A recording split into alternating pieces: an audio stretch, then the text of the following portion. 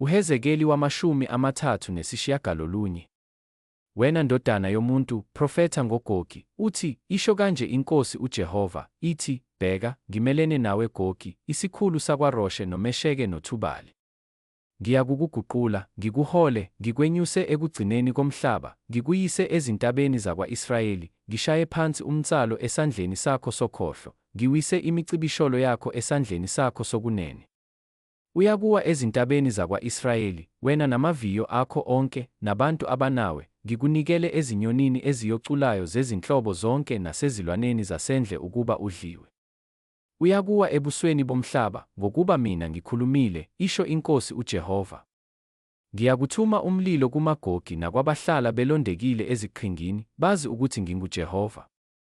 Ngiyakwenza ukuba laziwe igama lami elingcwele phakathi kwabantu bami u-Israyeli, ngingabe ngisavuma ukuba igama lami elingcwele lingcoliswe, izizwe zazi ukuthi nginguJehova, ongcwele wakwa-Israyeli. Bheka, kuyakwenzeka, isho iNkosi uJehova, yilolo suku engikhulume ngalo.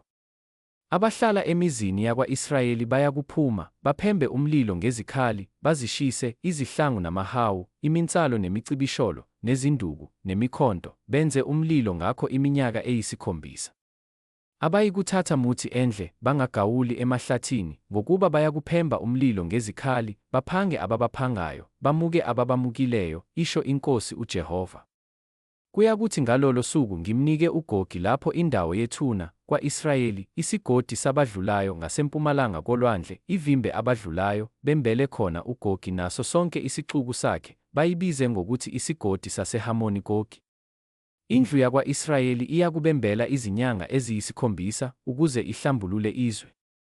Bonke abantu bezwe bayakubembela, kube ludumo lwabo ngosuku engiyakukhazimuliswa ngalo, isho iNkosi uJehova. Bayakwahlukanisa njalo abantu abayakudabula izwe, bembele ababedabula besasele ebusweni bomhlaba, baze balihlambulule, bayakucinga ngasekugcineni kwezinyanga eziyisi-7. Lapho abadlula ezweni bedlula babone ithambo lomuntu, bayakumisa isiboniso eceleni kwalo, abembelayo baze balimbele esigodini saseHamoni Gogi. Kuyakuba khona futhi nomuzi ogama lawo liyakuba yiHamoni. Bayakuhlambulula kanjalo izwe. Wena ndodana yomuntu, isho kanje iNkosi uJehova, ithi, yisho ezinyonini zezinhlobo zonke nasezilwaneni zasendle, uthi, buthani, nifike, nihlanganyele umhlatshelo wami nxa zonke engiwuhlaba ngenxa yenu, umhlatshelo omkhulu ezintabeni zakwa-Israyeli, ukuba nidle inyama, niphuze igazi. Niyakudla inyama yamaqhawe, niphuze igazi lezikhulu zomhlaba, elezinqama, nelamawundlu, nelezimbuzi, nelezinkunzi, ezikhulupheleyo zaseBashani zonke. Niyakudla amanoni nize nisuthe, niphuze igazi nize nidakwe emhlatshelweni wami engiwuhlaba ngenxa yenu. Niyakusutha etafuleni lami ngamahashi, nangezinqola, nangamaqhawe, nangawo onke amadoda empi, isho iNkosi uJehova. Ngiyakubeka inkazimulo yami phakathi kwezizwe, zonke izizwe zibone isahlulelo sami engisenzileyo, nesandla sami engisibeke kuzo. Isiyakwazi indlu yakwa-Israyeli ukuthi nginguJehova uNkulunkulu wabo, kusukela kulolo suku kuya phambili.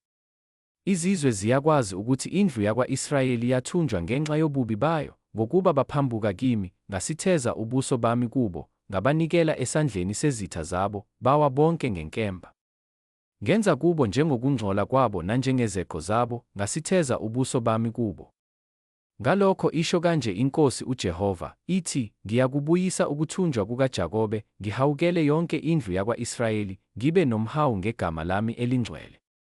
Bayakuthwala ihlazo labo nazo zonke izeqo zabo abeqe ngazo kimi, lapho beyakuhlala belondekile ezweni lakubo, kungabikho obesabisayo, lapho ngibabuyisile kubantu, ngibabuthile emazweni ezitha zabo, ngingcwelisiwe emehlweni ezizwe eziningi. Bayakwazi ukuthi nginguJehova uNkulunkulu wabo ngokubathumba kwami phakathi kwezizwe, nangokuba ngababutha ezweni lakubo, angisayikushiya muntu wabo khona, angisayikusitheza ubuso bami kubo, ngokuba ngiyakuthulula umoya wami phezu kwendlu yakwa-Israyeli, isho iNkosi uJehova.